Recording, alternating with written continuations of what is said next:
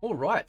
So I want to talk about this. This portion of the MK Secrets interview does talk about Mortal Kombat 4. But firstly, I wanted to show this image here, which is from the MK Legacy Collection Gamescom trailer, showcasing Mortal Kombat 4 in its very first time we're actually seeing it emulated. Now, what you'll notice is a few things. Obviously, like, it looks pretty blocky, that's fine, but the lighting and everything's way off. And in the interview over here, they go into a bit of a deep dive. So let's cover it. So let's move on to the next big bomb, nuclear bomb that you guys threw. Well, not yesterday, Right. but with actually with the very first trailer, where you announced that the arcade version of Mortal Kombat 4 is going to be playable. Yes. Okay. So Mortal Kombat 4, as a lot of fans know, this was built on custom hardware that Midway had created back in the day. It's a custom chip and custom GPU. It's called Zeus, and a lot of people know that's also the chip that powers the Grid, which Yep. was the follow-up game from that team. Even MAME doesn't get this right. MAME Yeah. gets it close, but there's never been an accurate arcade emulation. And we figured, like, well, it's time. We can do this. We can make this happen. We work with our emulation engineer for this kind of stuff is Dan Filner. People may know him. If you know arcade emulation, he is a god.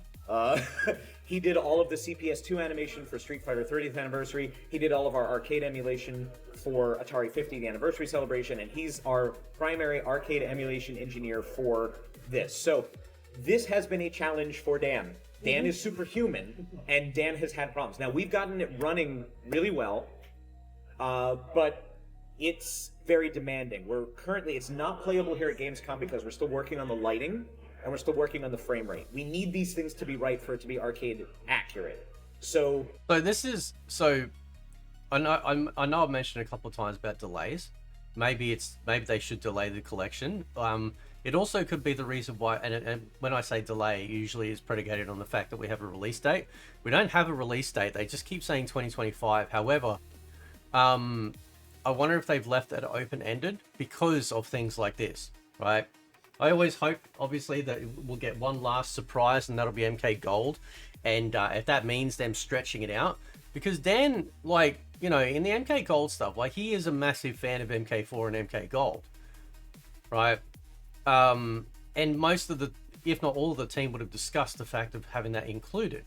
Now, if this other dude is very, very excellent when it comes to his emulation and figuring this sort of stuff out, then maybe, just maybe, they might delay it to get MK Gold in there working. Because if they can't, because emulating MK Gold would be a lot easier than doing MK4. Because MK4, it's kind of like when they started doing emulation for the PS3, right? The PS3 had very unique system, right, with a cell processor and stuff like that.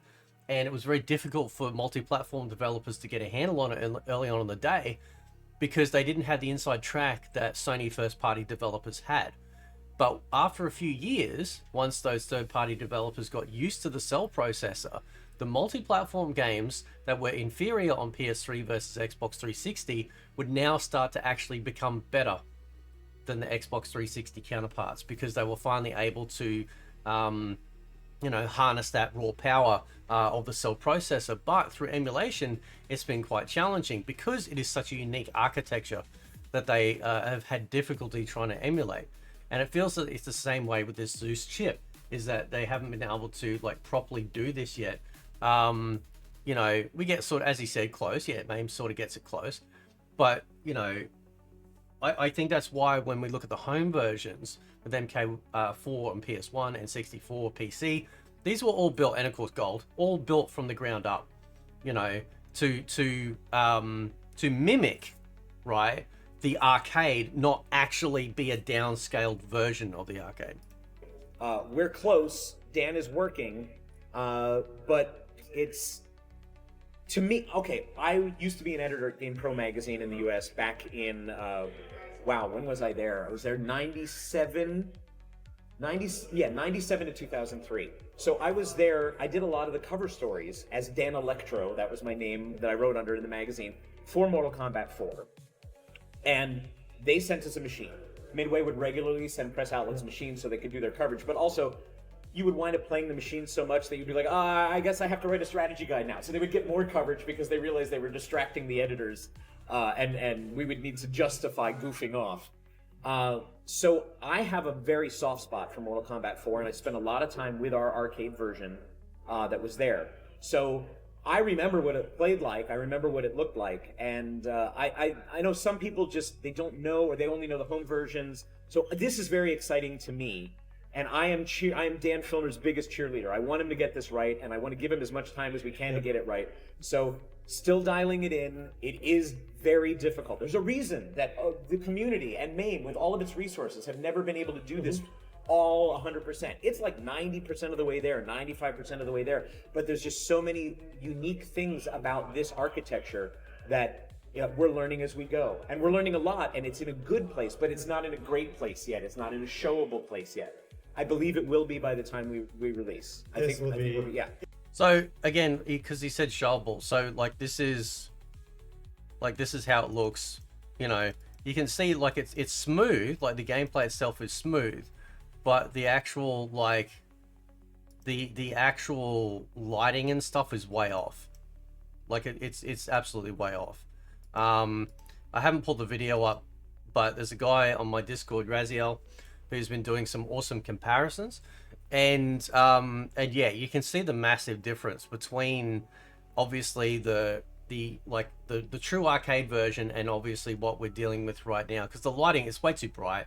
It's not dark or anything like that, so they've definitely got to like obviously fix that. It will be awesome. I hope so. I hope so. By the way, just as a quick note, Yeah. the different revisions of Mortal Kombat 4 are actually ones that might make sense to include at some You're point. right. As well. So for people that don't know, and we talk about this a little bit in our interactive documentary. Mortal Kombat 4 had 3 distinct revisions, so distinct and so different that they actually marketed them to arcade distributors. Like version 2.0, revision 2.0 is coming soon, and we have added all the things that you expected would be there. They were under such pressure to get 4 out the door that I think that they just had to hit certain dates and get what we would call in the industry as the MVP, the minimum viable product. What is the simplest version of this game that you can ship so that we can hit this deadline, because we made promises and we have to keep them. So I actually have a video from one of the trade shows in 1997 where Rachel from the sales team at Midway said, we had a false start with Mortal Kombat 4, but with revision 2.0, you're going to see. So I have a screenshot of Rachel saying that. So yeah, that would be interesting. We are planning revision 3.0 to be the playable version. We want to give people the most playable version of all of these games, the most comfortable or the most popular or the most complete version. The only difference in that, everything is the latest version except for the original Mortal from '92, where we went with 4.0 because we felt that was the most popular and recognizable version of such a landmark game. Yeah. Let's stay on Mortal Kombat 4 just for a moment. I believe yesterday in the trailer, some people were shocked about how rough around the edges the game looks in reality. Yeah. Because everything we've had so far was recordings from the arcade. Right. Stuff like this. Probably what you're seeing is the raw pixel. When we do a lot of our footage, we don't put our CRT filter on there. When you're making an arcade game, when you're making a pixel-based game or a polygon game, part of making the art assets is because at the time, CRT televisions had a little bit of blur. You would get a free anti-aliasing effect, basically, because you knew that the tube and the way that the image is displayed on the screen would actually smooth out rough edges. So what you're seeing is raw polygons without a CRT filter on it to make it look like it actually did when it was on the original hardware. We do have a pretty robust CRT filter. If you want a preview of it, it's the one that's in Mighty Morphin Power Rangers Rita's Rewind. We are using that version of the CRT filter. So you will be able to, it will look closer to what you have seen when you walk into an arcade and see it, but it's still in development. Again, that's part of it. But yeah, it is surprising, especially if you're used to a game like Deception or Armageddon, and you consider that as a 3D Mortal Kombat game. Certainly, this is a very early coin-op game at a lower resolution that you're probably used to, and there's no CRT filter on it. So give it some time. When you actually put hands on it, you might still be surprised at how low res it looks or feels, but it is going to be as authentic as we can make it. I kind of have to ask. Okay. Is an increase of the rendering resolution even possible? I don't know if it's possible. This is one of those technical questions I Yeah, said I don't yeah. know. We're going to try. Our intent is to run things at the original resolution. I believe, Mortal Kombat 4 was a medium resolution arcade game, or was. Okay, the grid runs natively in 640 by 480. I don't know if Mortal Kombat 4, being a couple of years before that, runs in as high a resolution or if it's a slightly lower resolution. Why than do that. I keep thinking that it's running at either 480 or 540? I keep thinking it's that. One of those two. There is standard resolution, which is what like NBA Jam and Mortal Kombat, the original Mortal Kombat runs in. Then there was a medium resolution in arcades, and you would have to have a special monitor for that. You would have to support it. A little bit more expensive, but some games simply look better than other games because they were running at a slightly higher resolution. You can't run it on any monitor. The monitor has to be able to support that.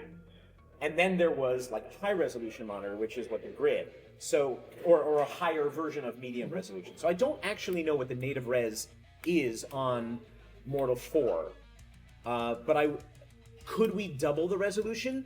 Maybe. I don't think we're planning on it because we're just trying to get it to run super smooth, high frame rate. We'd rather run it at a lower resolution at the original frame rate. Well, so you could set an individual resolution for MK4, right? So for something that's 3D, then you could definitely do that. I mean, they do it with emulation all the time, right? You can either run it at its standard original resolution, or you increase the resolution, right, specifically for that game, right? So, and what I'm saying is like, they obviously have it running native, MK4 native arcade, right? But then you can go into an option and go, right, let's increase it, you know, to like 1080p or 4K for that game specifically. And all that will do is just round out all the aliasing. You don't need to have a CRT filter in there to deal with it. And it allows it to look, you know, sort of even crisper and stuff like that. Then to try to make it look better and then make it play worse. We're never going to do that. Again, as historical preservationists, Digital Eclipse wants to say, exactly. warts and all, this is what it is. Or this might not be as beautiful as you remember it to be in your memory, but it is what it actually is. And that's part of our historical preservation. And that's fine. Like, that's like, I'm not against that whatsoever. All I'm saying is that, like, you could take, like they do with emulation, things like DuckStation or whatever. You take it takes the 3D image and you can increase it to whatever res. You can run shit up to like 8K, right? If your computer can handle it. I run everything at like 4K. And I mean, I don't need to go to 8K, but at 4K, everything looks really, really good, runs really smooth, 60 frames. So, and I do have a follow-up video on this because I'm just wondering that if these problems persist, right, I honestly think that maybe we should have an alternate version of Mortal Kombat 4 in the collection. So that way, you know, at least perhaps, you know, we get, you know, at least a fully functioning version of it, and getting the MK Trilogy PS1 treatment where they pull out the loading times and make it just like a nice seamless, you know, seamless game. But let me know what you guys think of this interview. I'll post a link in the description for it. Catch you next time.